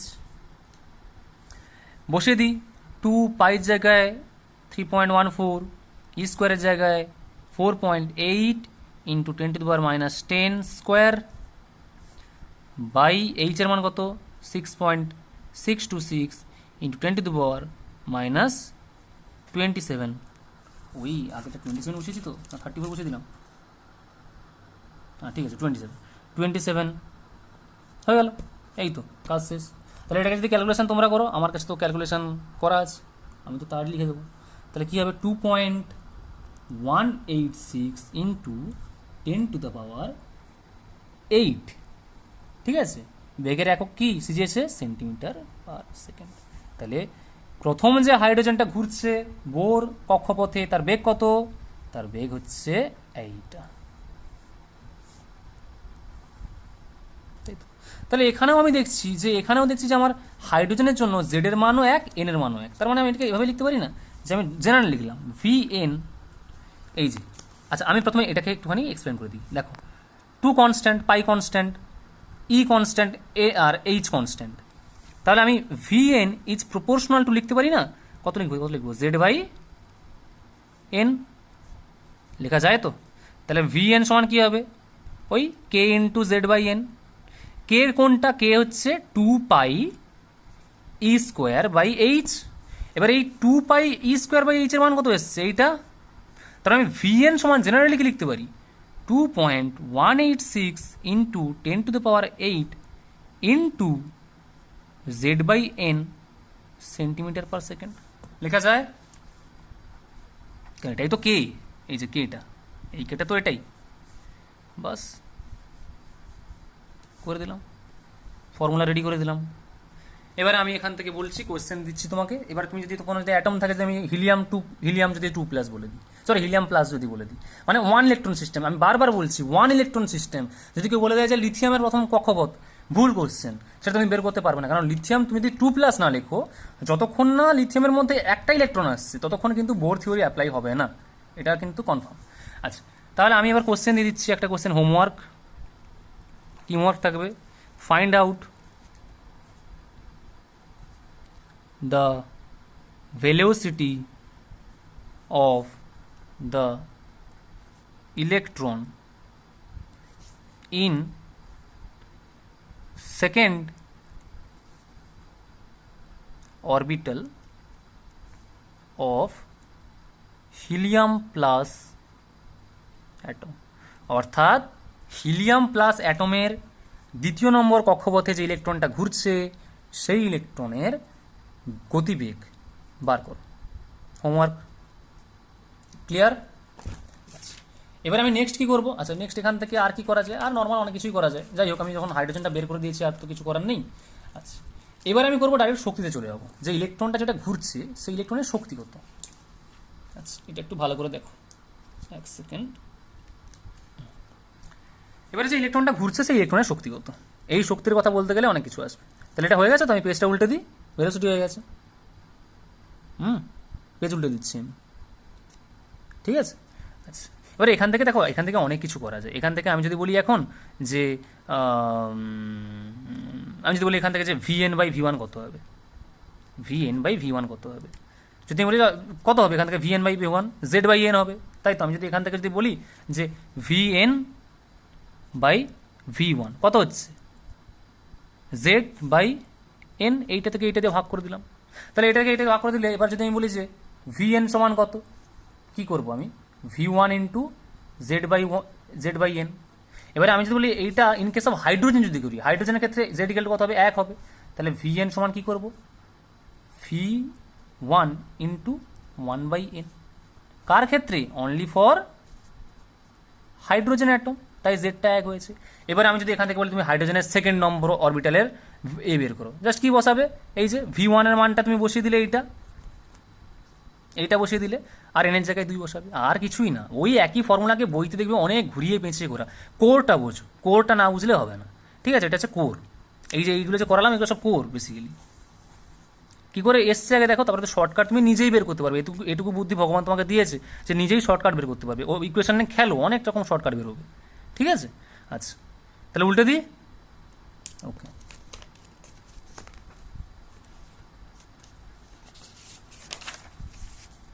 Next যেটা করবো সেটা হচ্ছে আমি কি এনার্জি বের করব। কার এনার্জি, ইলেকট্রন। তাহলে energy of electrons, energy of electrons. আচ্ছা, এনার্জি বলতে গেলে কি কি এনার্জি আসে, দুটো এনার্জি আসে। একটা কি স্থিতিশক্তি বা পোটেনশিয়াল এনার্জি, একটা কি গতিশক্তি বা কাইনেটিক এনার্জি। তাহলে আমি যদি বলি ইলেকট্রনের টোটাল এনার্জি, ই টোটাল, কি কি আসবে, ই পি প্লাস ই কে। ইপি মানে কি, পোটেনশিয়াল এনার্জি, পোটেনশিয়াল এনার্জি কি বলা হয়, ইপি, ঠিক আছে? বা এটাকে বাংলায় কি বলা হয়, স্থিতি শক্তি। আর ই কেটা কি, কাইনেটিক এনার্জি, বাংলায় কি বলা হয়, গতি শক্তি। বাংলা ইংলিশ মিক্স করে পড়ো, নাহলে পরে প্রচুর অসুবিধা হয়ে যাবে শুধু বাংলা যদি পড়ো, ঠিক আছে? আচ্ছা, ইপি প্লাস ই কে। এবার তাহলে আমাকে ইলেকট্রনের এটা জানতে হবে, স্থিতিশক্তি জানতে হবে, গতিশক্তি জানতে হবে। আচ্ছা, প্রথম কথা হচ্ছে স্থিতিশক্তি আমি জানবো ইলেকট্রনের, কি করে জানবো? স্থিতিশক্তির ডেফিনেশনটা কি, ধরো একটা কোনো চার্জ পার্টিকেল আছে, কিছু একটা এখানে আছে, আর তোমার ধরো ইলেকট্রনটা ধরো তোমার এখানে আছে। আমি বলছি এই যে অবস্থা ইলেকট্রনটা যে এখানে আছে, এই ধরো এটা ধরো আমি আর ডিস্টেন্স বলে দিলাম, আর ডিস্টেন্স। এই ইলেকট্রনটার স্থিতিশক্তি কি করে তুমি বের করবে? এর ডেফিনেশনটা হচ্ছে যে অসীম থেকে, অসীম অসীম অসীম অসীম অসীম থেকে একটা ইলেকট্রন ছিল, অসীম দূরত্বে একটা ইলেকট্রন ছিল, সেই অসীম দূরত্ব থেকে ইলেকট্রনটাকে বয়ে বয়ে বয়ে বয়ে নিয়ে এর থেকে আরতম ডিস্টেন্সে রাখার জন্য যে পরিমাণ কাজ করতে হয়েছে, অর্থাৎ যদি আমার প্লাস মাইনাস ধরো আকর্ষণ হচ্ছে, তাহলে আমি এটাকে এইখানে রাখবো। তাহলে অসীম থেকে আমি এনার্জিটা নিয়ে আসবো, মানে ইলেকট্রনটাকে নিয়ে আসবো, নিয়ে আস্তে আস্তে আমি আরতম দূরত্বে নিয়ে আসবো। নিয়ে আসতে গেলে যে পরিমাণ আমাকে কাজ করতে হবে তাকেই কি বলা হচ্ছে, তাকে বলা হচ্ছে ওই ইলেকট্রনের আরতম ডিস্টেন্সে স্থিতিশক্তি। বোঝা গেল? একটা কিছু অসীমে ছিল, ইলেকট্রনটা অসীমে ছিল, সেই অসীম থেকে আমি, অসীম দূরত্ব থেকে আমি ইলেকট্রনটাকে নিয়ে এসেছি এই যে তোমার যে একটা চার্জ পার্টিকেল আছে এর ইলেকট্রিক ফিল্ডের মধ্যে নিয়ে এসেছি ইলেকট্রনটাকে, এবং নিয়েছে আরতম দূরত্বে আমি স্থির করেছি ওকে। তাহলে আমাকে যে পরিমাণ কাজ করতে হয়েছে তাকে কি বলা হচ্ছে, স্থিতিশক্তি। ইন্টিগ্রেশন নিশ্চয়ই শেখা আছে। আচ্ছা, তাহলে এই যে জিনিসটা কি, এটা তো হচ্ছে নিউক্লিয়াস, যার চার্জ হচ্ছে কত, জেড ই। এটা কি ইলেকট্রন, যার চার্জ হচ্ছে ই, তাই তো? আচ্ছা, আমি বলছি যে এই যে নিউক্লিয়াসটা ইলেকট্রনের উপরে কি আকর্ষণ বল কাজ করছে, জেড স্কোয়ার বাই আর, যেটা হচ্ছে অভিকেন্দ্র বল ছিল, তাই তো, জেড স্কোয়ার বাই আর। আচ্ছা, আমাকে এই আর দূরত্বের স্থিতিশক্তি যদি বের করতে হয়, তাহলে আমাকে করতে হবে যে ই পোটেনশিয়াল আমি লিখতে পারি ইন্টিগ্রেশন অফ যে আকর্ষণ বলটা আছে, মানে এফ, ঠিক আছে, আর যতটা ডিস্টেন্স আছে ডি আর। এফটা কি, এই দুটোর মধ্যে আকর্ষণ বল, যেটাকে এফ কুলম্বিক আমি বলেছিলাম, এফ সি ইন্টু ডি আর। আচ্ছা, এই আকর্ষণ বলটার ইন্টিগ্রেশন করতে হচ্ছে, কোথা থেকে কোথায় এসছে, ডিস্টেন্স ছিল ইনফিনিটি, এসছে আর এ। এই যে ইন্টিগ্রেশনটাকে বলা হয় কি, ডেফিনাইট ইন্টিগ্রেশন, যারা 12-এর সিলেবাস অলরেডি শেষ করে ফেলেছো আমি শুনেছি, তাদের ক্ষেত্রে নিশ্চয়ই বুঝতে পারছো ডেফিনেট ইন্টিগ্রেশন জিনিসটা কি। আর যারা করোনি, ভয় পাওয়ার কোনো কারণ নেই, কোনো অসুবিধা নেই, না বুঝতে পারলে ইটস নট ইয়োর ফল্ট, হ্যাঁ, কোনো অসুবিধা নেই। তারা জাস্ট দেখে নাও, তারা শুধু মনে রাখো যে ইপির মানটা কত হবে। যারা করেছে তাদেরকে বোঝানোর জন্য আমি করে দিচ্ছি। আচ্ছা, এটা তুমি অমিট, যারা শেখোনি ডেফিনেট ইন্টিগ্রেশন অমিট করতে পারো, ভিডিও কেটে দিতে পারো, কোনো অসুবিধা নেই। কিন্তু যারা করেছো তাদের ক্ষেত্রে দেখিয়ে দিচ্ছি আমি। তাহলে এটা কী করলে কীরকম হবে? ইনফিনিটি টু আর এফসির মান কত? এফসির মান হচ্ছে Z e square by R square d r. F c কত হচ্ছে? জেডি মানে Q1 Q2 by R square, মানে কি JD square by R square into d r. এবারে এই ইন্টিগ্রেশন করলে কী হবে? এর ইন্টিগ্রেশন কী হয়? জেড আর স্কোয়ারটা কনস্ট্যান্ট বেরিয়ে গেল, তাই তো? আচ্ছা, এবারে আর এর ইন্টিগ্রেশন করলে কী হবে বলো? 1/r স্কোয়ার ইন্টিগ্রেশন করলে আর টু দি পাওয়ার -2 হয়ে যাচ্ছে উপরে, +1 বাই -2 +1, যেহেতু ডেফিনেট ইন্টিগ্রাল এটা থাকবে ইনফিনিটি টু আর এর মধ্যে। আচ্ছা, তাহলে কি জেড স্কোয়ার এটা কত হচ্ছে? তাহলে মাইনাস বাইরে বেরিয়ে যাচ্ছে, তাহলে মাইনাসটা আমি বের করে দিই, মাইনাস বাইরে বেরিয়ে গেল। আর কি এটা কি? আর টু দি পাওয়ার -1 মানে কি 1/r ইনফিনিটি টু আর। এবার কি বলবো? আপার লিমিট বসাবো, লোয়ার লিমিট বসাবো, তাহলে কি মাইনাস জেড স্কোয়ার, এটাকে আমি গুলি মারো, ছেড়ে দেবো একে, এইখানে আমি আপার লিমিট লোয়ার লিমিট বসাচ্ছি। তাহলে প্রথমে আপার লিমিট বসাও, আর এর জায়গায় আর বসাও, এই যে আপার লিমিট আর আছে মানে কি 1/r, মাইনাস আর এর জায়গায় ইনফিনিটি বসাও 1/∞, তাই তো?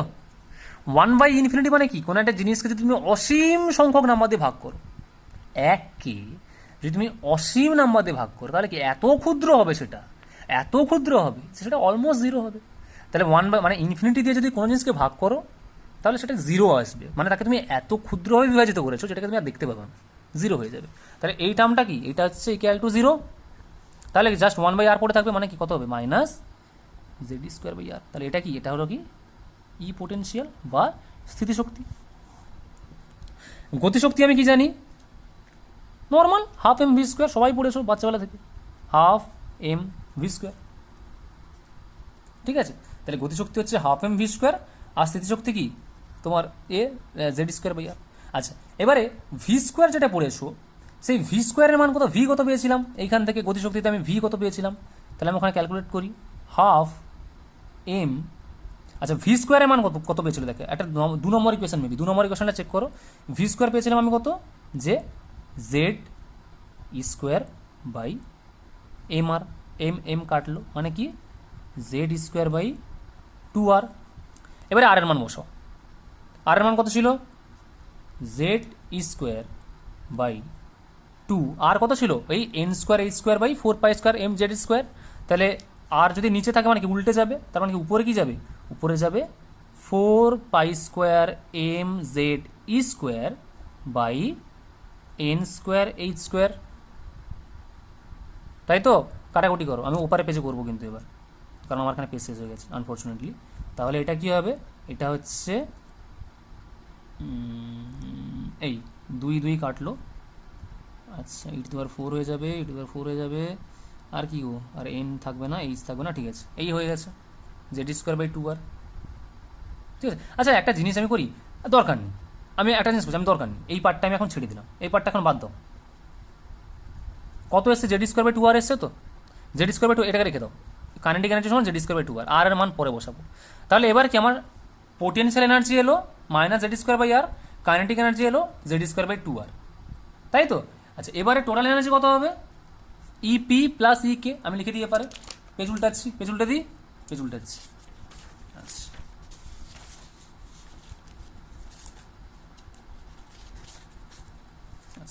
তাহলে কি হচ্ছে? টোটাল এনার্জি টোটাল, ইলেকট্রনের টোটাল এনার্জি টোটাল কত হচ্ছে? E p plus K. ইপির মান কত এসছে? Minus Z square by r. কের মান কত হলো? Z square by 2r। তাহলে কত হবে? Minus Z square by 2r, তাই তো? Minus Z square by 2r। আচ্ছা, এবারে আর এর মান বসো, একসাথে ক্যালকুলেশন হয়ে যাবে আর কি। তাহলে মাইনাস জেড স্কোয়ার বাই 2, আর এর মান কত হচ্ছে? ওই যে n² যা ছিল উল্টে দাও তুমি, আর মানটা নিজেরাই বসো, অত আর বাচ্চাদের মতো পড়িয়ে লাভ নেই। Four pi square M Z square by N square H square, তাই তো? কাটাকুটি যাচ্ছে, দুই H H H H Z E, না আজ যাচ্ছে না, তাহলে কত হচ্ছে minus two pi square M Z square E to the power four by N square H square. তাহলে কি এটা ইলেকট্রনের টোটাল এনার্জি, আমি এটাকে ই এন লিখতে পারি, মানে যেখানে এন আছে এন তোমার কক্ষপথ। ক্লিয়ার? ক্লিয়ার? ওকে, তাহলে এটা কি হলো, ইলেকট্রনের এনার্জি বেরিয়ে গেল। 6 নম্বর ইকুয়েশন হলো, ইলেকট্রনের এনার্জি বেরিয়ে গেছে। আচ্ছা, এখানে কি কি কনস্ট্যান্ট আছে দেখো দেখি। দুই constant, pi constant, M constant, Z constant নয়, ই কনস্ট্যান্ট, এন কনস্ট্যান্ট নয়, এইচ কনস্ট্যান্ট। তাহলে এটাকে আমি লিখতে পারি না এইভাবে, যে Z E N is proportional to, আমি লিখতে পারি না Z square by N square. লেখা যায়, মাইনাসটাকে তো মাইনাস রেখে দিলাম, N is proportional to Z square by N square লেখা যায়। তাহলে আমি এটাকে করতে পারি যে ই এন ইকুয়াল টু, এখানেও একটা কে আসবে Z square by N square. এবার আমি কে এর ভ্যালুটা বার করবো। কে এর ভ্যালু মানে কি, আমি যদি বলি যে হাইড্রোজেনের প্রথম নম্বর কক্ষপথের ব্যাসার্ধ কত, তাহলে সেটাই তো আমার কে এর ভ্যালু চলে আসবে আগের মতোই। তাহলে আমি যদি এখান থেকে করি যে ব্যাসার্ধ বলছি এনার্জি, তাহলে আমি যদি এখানে করি যে question find out the energy of hydrogen,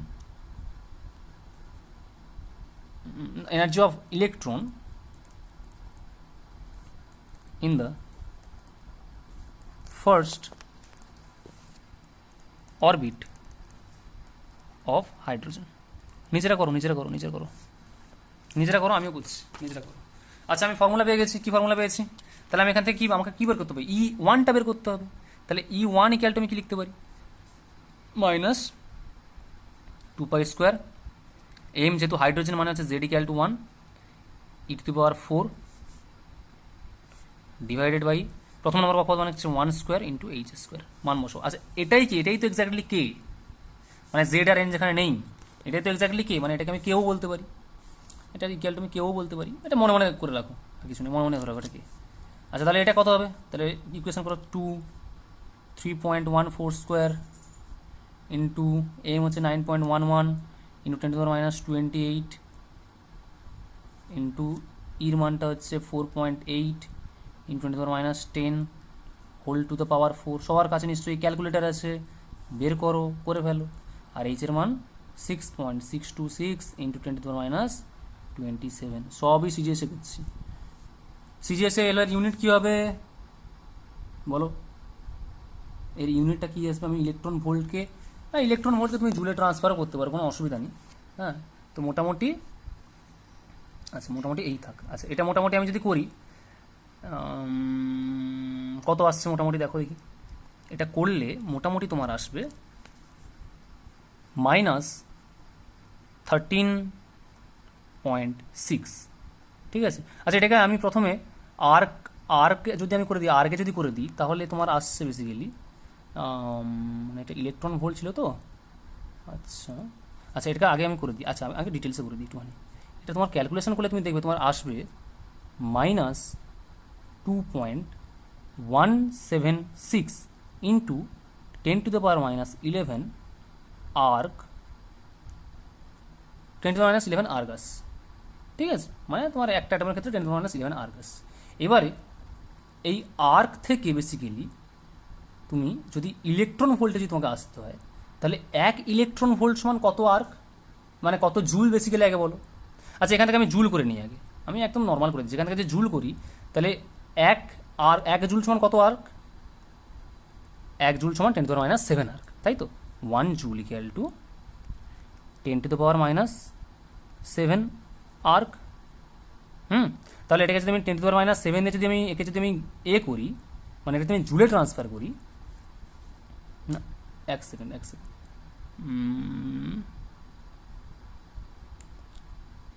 sorry আমি ভুল বললাম, এটাকে কী বললাম, এটা উল্টোটা। এক আর্ক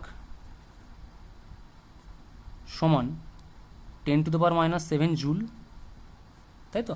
এক আর্ক সমান 10⁻⁷ জুল।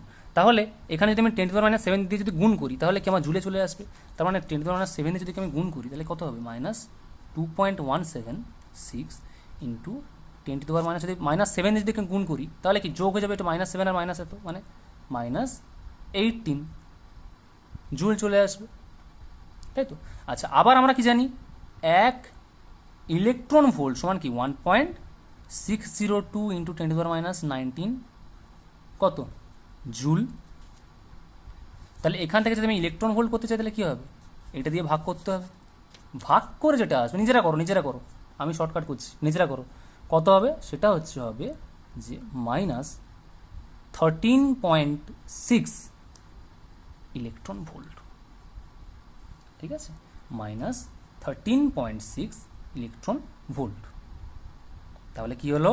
হাইড্রোজেনের যে প্রথম যে কক্ষপথটা আছে সেই প্রথম কক্ষপথের ইলেকট্রনের এনার্জি কত?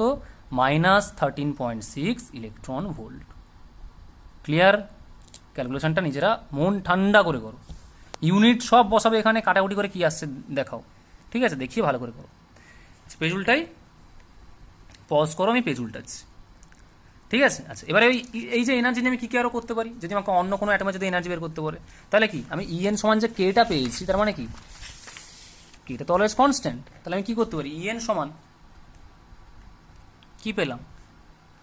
কে ইন্টু Z²/n²। কে এর মান কত পেয়েছি? -13.6 Z²/n² ইলেকট্রন ভোল্ট। ইএন সমান এটা পেলাম আমি। এবার তোমাকে যে কোনো অ্যাটম দিক, তোমাকে যদি হিলিয়াম দেয়, তোমাকে যদি লিথিয়াম দেয় তাহলে করতে পারবে। তাহলে আমি বলে দিই, কোয়েশ্চেন দিয়ে দিই, হোমওয়ার্ক বলছি, find out the energy of the electron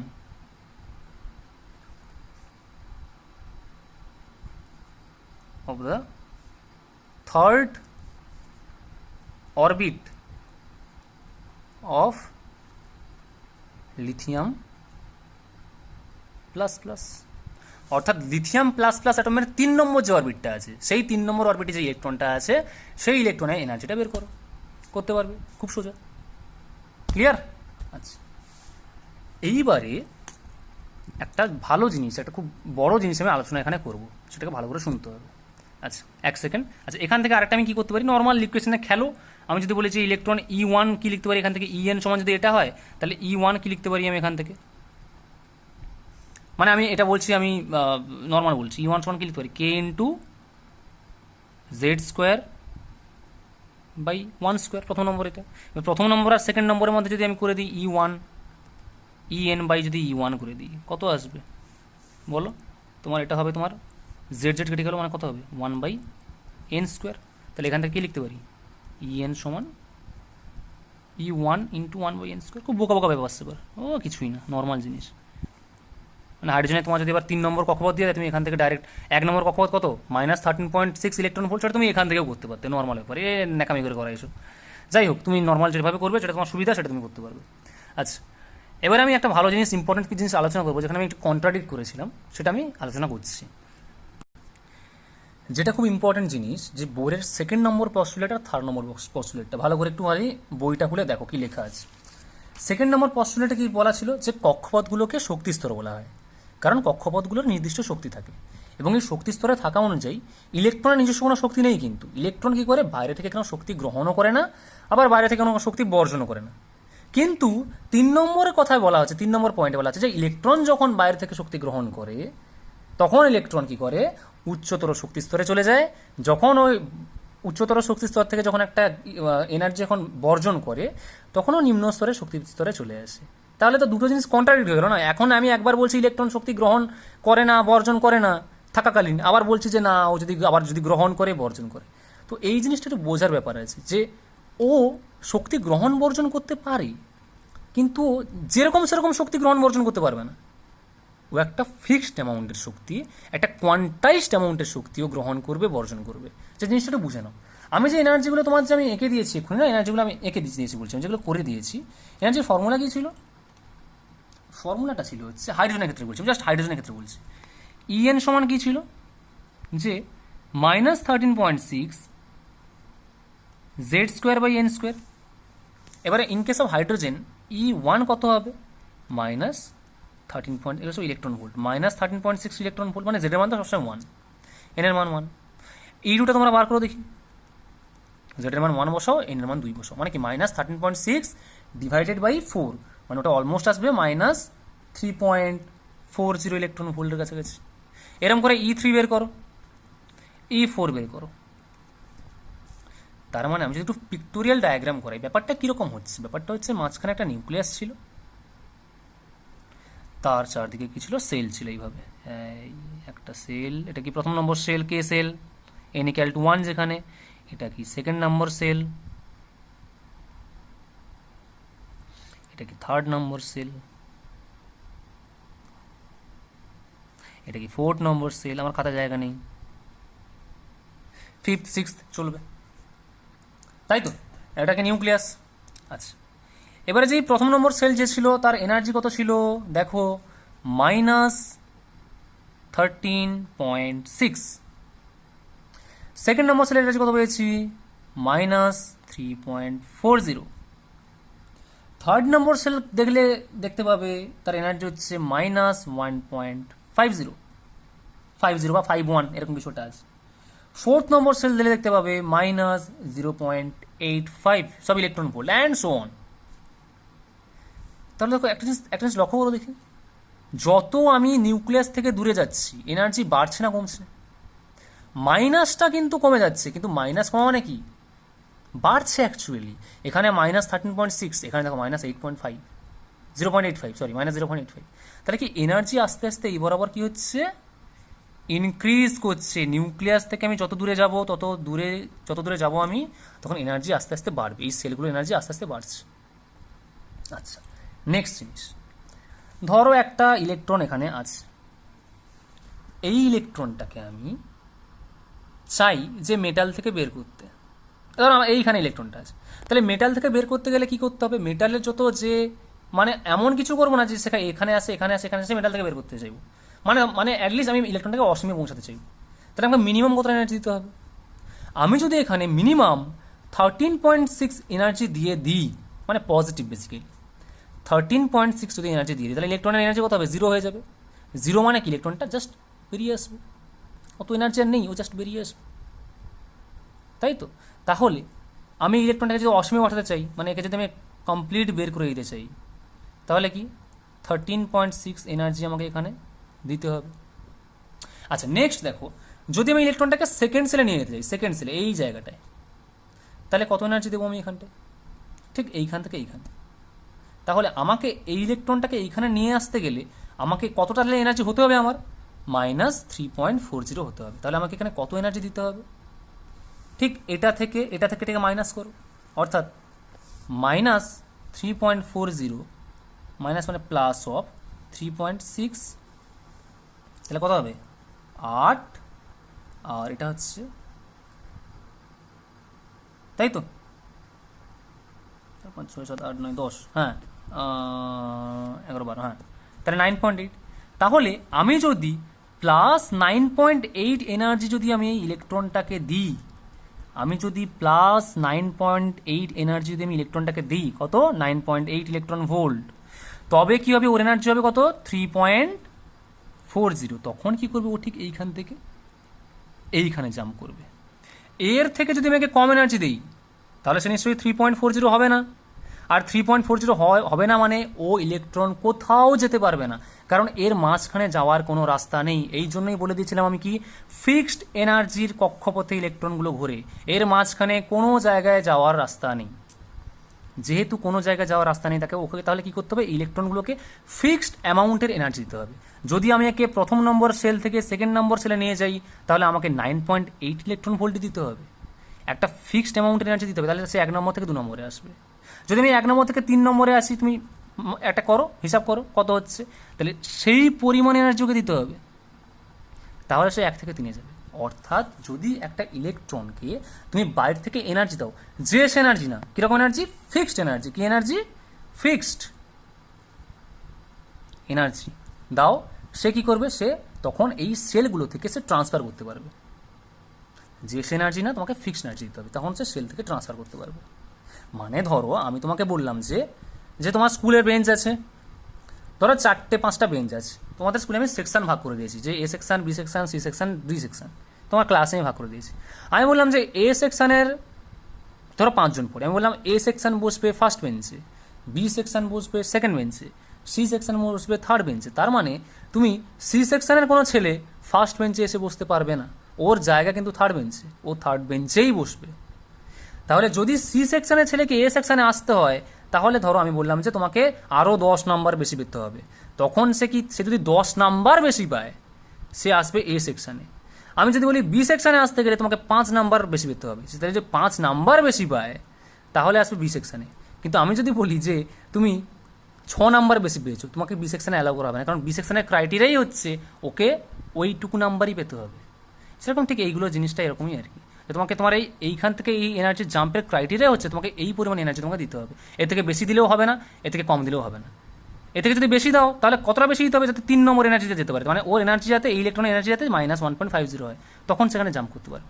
তাহলে এই যে ফিক্সড অ্যামাউন্টের এনার্জিকে যে দিতে হচ্ছে, বা যদি আমি উল্টো করে বলি, ধরো আমার এখানে একটা ইলেকট্রন ছিল, সে এনার্জি ত্যাগ করলো, সে এনার্জি ত্যাগ করে তার এনার্জি যদি -1.50 হয়, তখন সে 4 নম্বর থেকে 3 নম্বরে জাম্প করতে পারবে, না হলে সে জাম্প করতে পারবে না।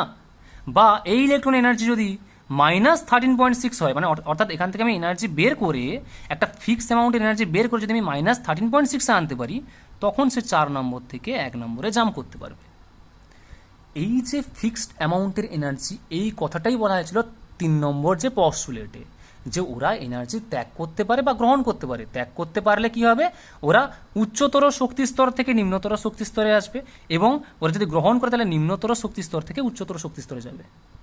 কিন্তু কি কন্ডিশনটা কি, এনার্জিটা যেন ফিক্সড অ্যামাউন্টের এনার্জি হয়। এই ফিক্সড অ্যামাউন্টের এনার্জিকে বলা হয়, বড় বড় করে লিখে রাখো, কোয়ান্টাইজড এনার্জি। কি বলা হয়? Quantized energy, quantized energy. তাহলে এই এনার্জিগুলোকে কি বলা হয়? এনার্জিটা হচ্ছে কোয়ান্টাইজড। অর্থাৎ ওই বলেছিলাম না যে প্যাকেট প্যাকেট আকারে এনার্জি, ফিক্সড অ্যামাউন্টের এনার্জি, এইখান থেকে এইটুকু আসতে হবে, নাহলে হবে না। তাহলে কীগুলো কোয়ান্টাইজড এনার্জি হবে। ঠিক আছে, তাহলে বোরের মডেল মোটামুটি এই অবধি থাক। এইখান থেকে রাদারফোর্ড কি বলেছিলেন মডেলে, কি তিনি নিরবিচ্ছিন্ন বর্ণালী পেয়েছিলেন, অর্থাৎ কন্টিনিউয়াস।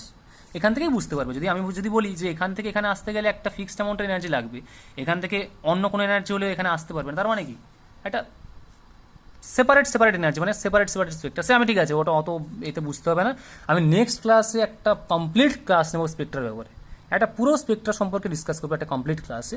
তখন আমি বলে দেবো যে বোর আর রাদারফোর্ডের ব্যাপারটা কী হয়েছিল, বোরের কেন লাইন স্পেক্ট্রা ভাগ ছিল, আর লাইন স্পেক্ট্রা কী, কন্টিনিউয়াস স্পেক্ট্রা কী, হ্যাঁ অনেক রকম স্পেক্ট্রা ভাগ আছে, সেগুলো আমি বলে দেবো। তাহলে আজকের মোটামুটি লেকচার এই অবধি থাক। বোরের যা মডেল ছিল, যত কিছু ছিল সব বলে দিলাম, ঠিক আছে। এরপরে আমি ডাইরেক্ট চলে যাব স্পেক্ট্রাতে, এবং সেখানে হাইড্রোজেনের স্পেক্ট্রা কীভাবে এক্সপ্লেন করা হয়েছিল সেই হাইড্রোজেনের স্পেক্ট্রা সম্পর্কে আলোচনা করবো। তাহলে চলো আজকের এই অবধি থাক, চলো।